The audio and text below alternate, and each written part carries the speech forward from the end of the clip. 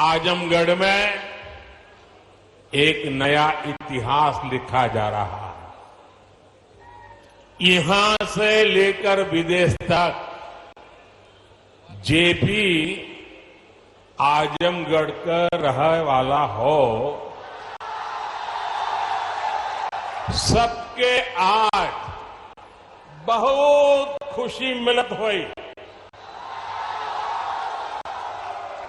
ये पहली बार नहीं हो।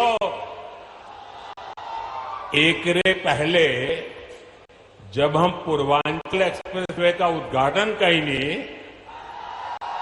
तो आजमगढ़ के सब आदमी कहत रहे कि अब लखनऊ में जहाज से उतर के हमन यहां 2.5 घंटा में आ जाब।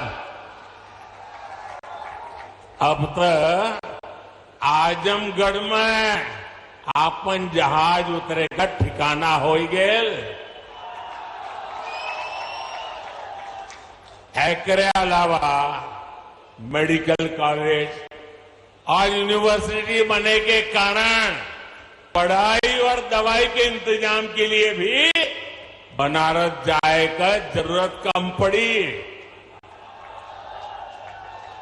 साथियों, आपका ये प्यार और आजमगढ़ का ये विकास जातिवाद, परिवारवाद और वोट बैंक के भरोसे बैठे इंडी गठबंधन की नींद उड़ा रहा है। पूर्वांचल ने दशकों तक जातिवाद और तुष्टीकरण की राजनीति देखी है और पिछले 10 वर्षों में ये क्षेत्र विकास की राजनीति भी देख रहा है और 7 साल से योगी जी के नेतृत्व में उसे और गति मिली है। यहां के लोगों ने माफिया राज और कट्टरपंथ के खतरों को भी देखा है और यहां की जनता कानून का राज भी देख रही है। आज यूपी में अलीगढ़, मुरादाबाद, चित्रकूट और श्रावस्ती में जैसे जिन शहरों को नए एयरपोर्ट टर्मिनल्स मिले हैं, उन्हें कभी यूपी का छोटा और पिछड़ा शहर कहा जाता था। उनकी कोई पूछने वाला नहीं था। अब यहां भी हवाई सेवाएं शुरू हो रही हैं क्योंकि इन शहरों में तेजी से विकास हो रहा है। यहां औद्योगिक गतिविधियों का विस्तार हो रहा है। जिस तरह हमारी सरकार जन कल्याण की योजनाओं को मेट्रो शहरों से आगे बढ़ाकर छोटे शहरों और गांव देहात तक ले गई, वैसे ही आधुनिक इंफ्रास्ट्रक्चर के काम को भी हम छोटे छोटे शहरों तक ले जा रहे हैं। छोटे शहर भी अच्छे एयरपोर्ट, अच्छे हाईवे के उतने ही हकदार हैं जितने ही बड़े मेट्रो शहर हैं। और भारत में जो तेजी से अर्बनाइजेशन हो रहा है, उसका जो प्लानिंग 30 साल पहले होना चाहिए था, वो नहीं हुआ। हम उसी को ध्यान में रखते हुए आज टियर 2, टियर 3 सिटी उनकी ताकत बढ़ा रहे हैं ताकि अर्बनाइजेशन रुके नहीं और अर्बनाइजेशन एक अवसर बन जाए, उस दिशा में हम काम कर रहे हैं।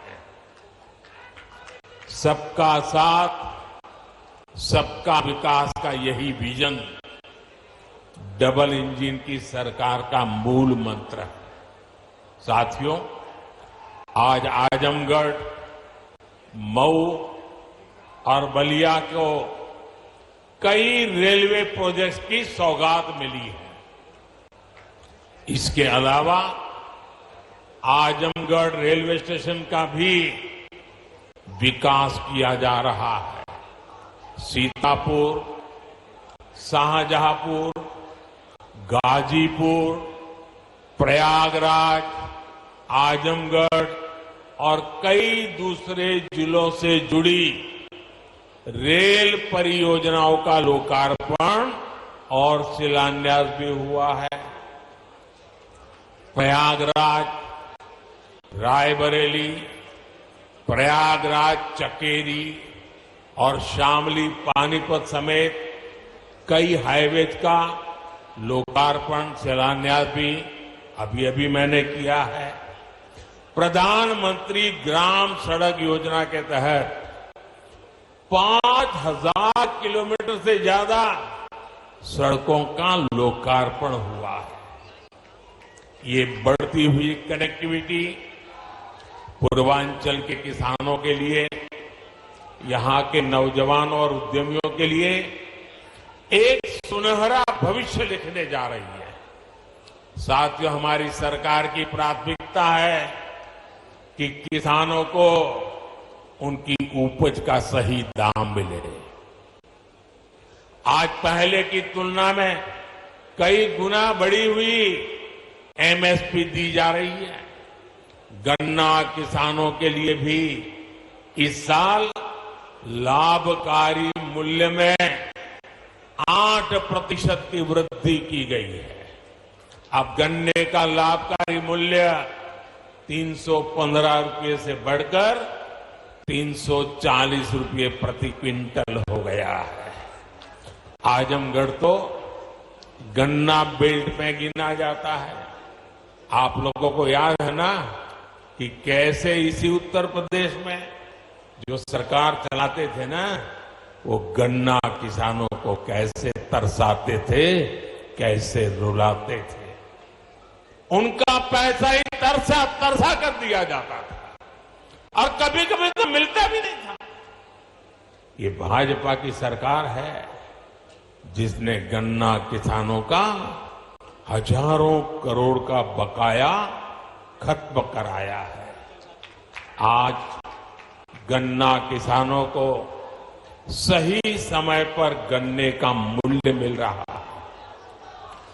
गन्ना किसानों की मदद के लिए सरकार ने और भी नए क्षेत्रों पर बल दिया है। पेट्रोल में मिलाने के लिए गन्ने से इथेनॉल बनाया जा रहा है। खेत में जो पराली है उससे बायोगैस बन रही है। इसी यूपी ने चीनी मिलों को कोड़ियों के दाम बिकते और बंद होते देखा है। अब चीनी मिलें भी शुरू हो रही हैं और गन्ना किसानों का भाग्य भी बदल रहा है। केंद्र सरकार जो पीएम किसान सम्मान निधि दे रही है, उसका लाभ भी यहां के किसानों को मिला है।